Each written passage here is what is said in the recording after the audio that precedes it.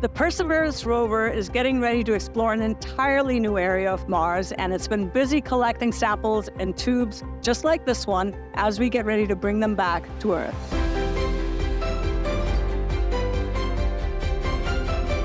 Welcome to the Mars Yard, where test rover Optimism has been busy helping the Perseverance team prepare as they enter into a new area on Jezero Crater.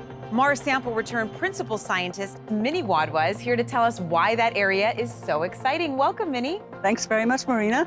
And we are really excited about exploring this new region that we're going to be in, because now we're starting to get to the margin of the crater, where from orbit we've actually seen the strongest signal of a mineral called carbonate, which is deposited by liquid water here on Earth. And so that's what we're hoping to discover as part of the Mars Sample Return program, where we are bringing back samples that Perseverance is currently collecting. We'll bring them back here to Earth.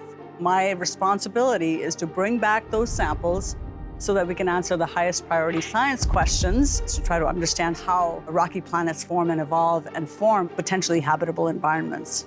What type of tests and preparations have been going on for Mars sample return? Mars Ascent Vehicle is going to be the first time that we launch a rocket off the surface of another planet to bring these samples into Mars orbit. And sample retrieval helicopter that we're testing, based on the Ingenuity helicopter. The sample retrieval lander, of course, is the biggest lander that we're going to land on Mars. And we're testing the footpads of that lander, and that's been really successful as well. So Mars Sample Return over the last few months has been testing all of these different components just so we can be absolutely sure that this is technologically feasible.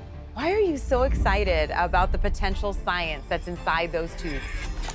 Mars Sample Return has been a science priority for decades. We've explored Mars now a number of different ways, from orbiters, landers, rovers. And we've found that Mars actually, in the ancient past, was very different than what it is today. It was actually a much warmer, possibly much wetter place. And there might have been some ancient microorganisms that inhabited that environment. And so there's so much to learn, so much incredible data that's going to come from studying these samples. And there's going to be so many scientists from across the world that are going to be involved in the analysis of these samples and interpreting the data.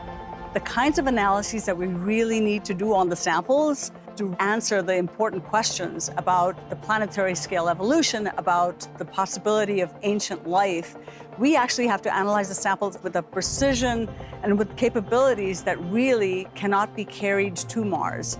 We have to bring them back to laboratories here on Earth. I have always dreamed of bringing these samples back and studying them in my own laboratory. And that dream is about to become reality. To get the latest updates on Mars missions, follow @NASA-JPL and @NASA Mars on social media, or take a deeper dive on the mission websites at mars.nasa.gov.